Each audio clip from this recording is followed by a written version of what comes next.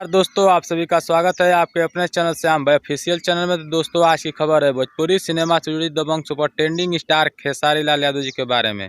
तो दोस्तों आपको बताना चाहूँगा खेसारी लाल का आज सुबह में team film Bhojpuri YouTube channel से बहुत ही बवाल ब्लॉकबस्टर होली वीडियो कॉमेडी से भरपूर रिलीज किया गया है। तो दोस्तों अगर आप लोग नहीं देखें तो team film Bhojpuri YouTube channel पर जाकर के प्लीज़ एक बार जरूर देखिए। आज सुबह में रिलीज़ किया गया है। तो दोस्तों आपको बता दूँ कि उस होली वीडियो का गाने का नाम है पापा बन गए मार्कंडे बाबा। आप लोग स्क्रीन पे पोस्टर देख सकते हैं। तो दोस्तों आपको बता दूं कि इस गाने को लिखे हैं आज़ाद सिंह, श्याम देहाती और प्यारे लाल कबीर। तो बहुत ही लाजवाब है, 3 लिरिक्स इस वीडियो के गाने को लिखे हुए हैं। तो दोस्तों आपको बता दूं कि इस गाने में म्यूजिक है रोशन सिंह जी का। तो बहुत ही बवाल होली वीडियो है। तो प्लीज़ आप लोग जा करके एक बार जरूर देखिए team film Bhojpuri YouTube channel पे।